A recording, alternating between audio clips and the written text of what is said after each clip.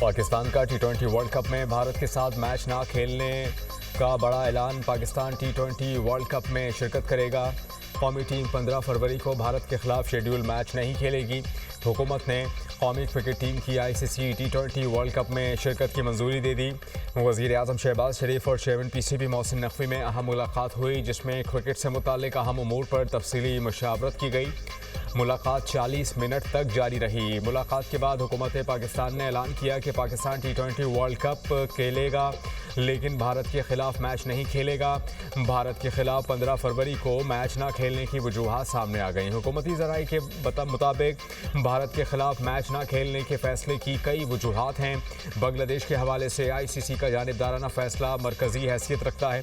हुकूमत पाकिस्तान बांग्लादेश के साथ इजहार एकजहती दिखाना चाहती थी। जय शाह ने अपने जानिबदाराना फैसलों से ICC को इंडियन क्रिकेट काउंसिल बना दिया। ICC को PCB से मसले के हल की उम्मीद। इंटरनेशनल क्रिकेट काउंसिल ने कहा कि पाकिस्तान के फैसले में हुकूमती किरदार का एहतराम करते हैं। उम्मीद है कि पाकिस्तान फैसले के मनफी असरात पर गौर करेगा। उम्मीद है कि PCB काबिल कबूल हल निकालेगा। फैसला आलमी क्रिकेट और शायकीन क्रिकेट के वफाद में नहीं। फैसले पर पाकिस्तान क्रिकेट बोर्ड के बाज़ाबता राबते के मुंतज़िर हैं। टी20 वर्ल्ड कप की कामयाब मेज़बानी ICC की अव्वलीन तरजीह है। टूर्नामेंट्स की बुनियाद शफाफियत, मसावत और रिपोर्ट स्प्रिट पर होती है। मुंतखब शिरकत से इवेंट की साख मुतासर होने का खदशा है।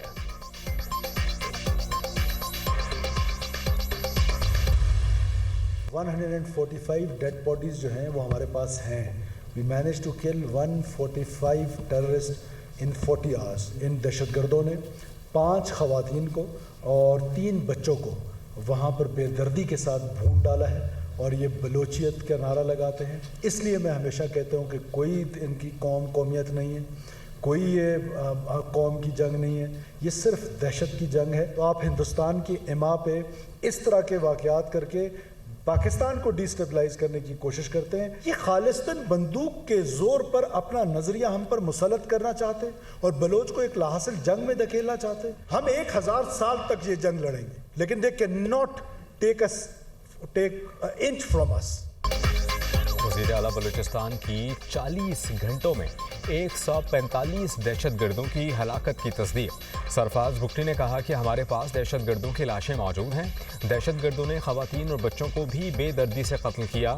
ये बलोच कौम को लाहासिल जंग की तरफ धकेल रहे हैं।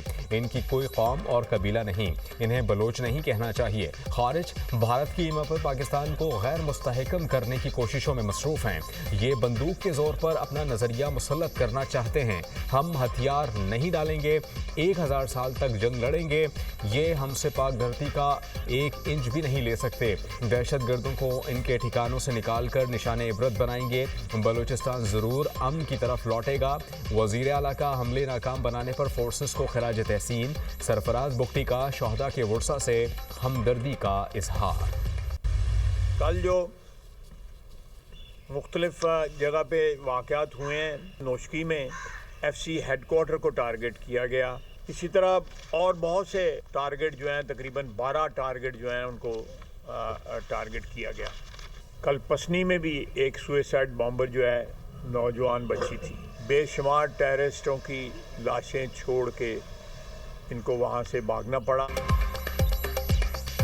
दहशतगर्द पाकिस्तान में अदम इस्तेहकाम चाहते हैं। गिरफ्तार दहशतगर्दों के बयानात भारत की तरफ इशारा करते हैं। वज़ीर दिफा ख्वाजा आसिफ की मीडिया टॉक।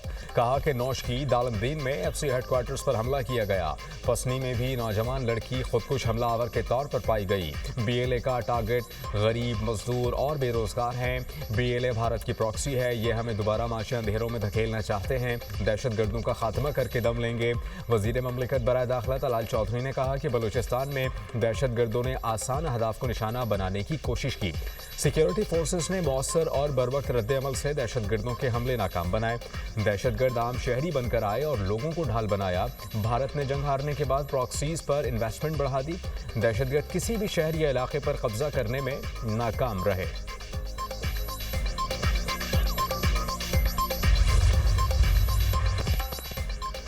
पंजाब में दिल दहला देने वाले सानेहात पर मिट्टी पाओ कल्चर दफन। सानेहा भाटी गेट पर वजीर आला पंजाब की शदीद बरहमी रंग ले आई। भाटी गेट पर काम करने वाले SMS design and engineering system company को काम से रोक दिया।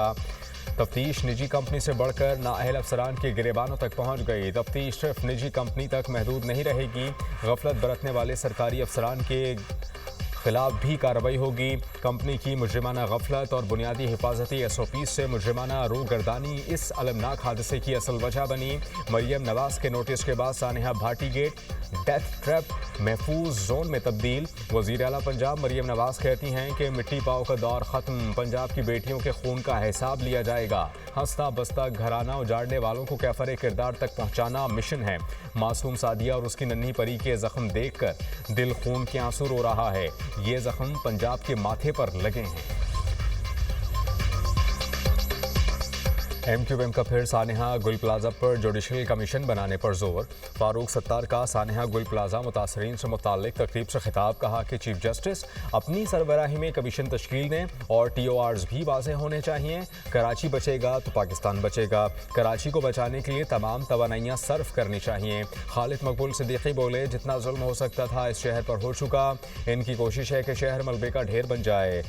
शहर बारूद के ढेर पर टिका हुआ है। यहाँ टैक्स तो वसूल किया जाता है, मरदमशुमारी में गिना नहीं जाता।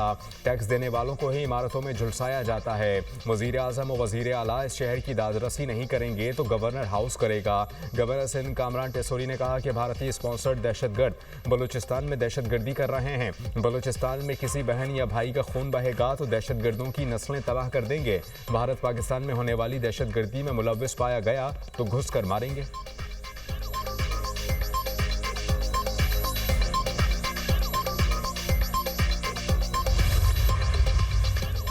ईरान से मुज़ाकरात जारी रखना और नतीजे पर पहुंचना चाहते हैं। देखेंगे कि ईरान पर क्या किया जा सकता है, वरना देखें क्या होता है। अमरीकी सदर डोनाल्ड ट्रंप की मीडिया से गुफ्तगू कहते हैं कि पहले भी मुज़ाकरात नाकाम हुए, हमें जौहरी तनसीबात पर हमला करना पड़ा। माजी में ईरान के मसले को मुख्तलिफ तरीक़े से निपटाया गया, अब देखें क्या होता है। खलीजी ममालिक को अपने मनसूबे के बारे में पहले नहीं बता सकते।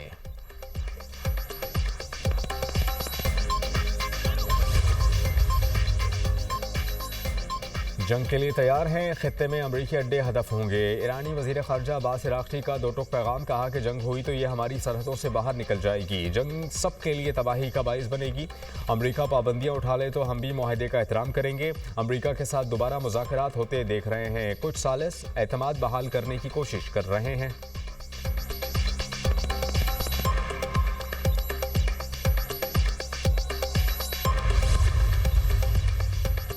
यूक्रेन के जनूब मशरक़ी इलाके में रूस का ड्रोन हमला, 15 अफराद हलाक, 7 जख्मी हुए। यूक्रेनी हुकाम के मुताबिक ड्रोन हमले में कारकुनों को ले जाने वाली बस को निशाना बनाया गया।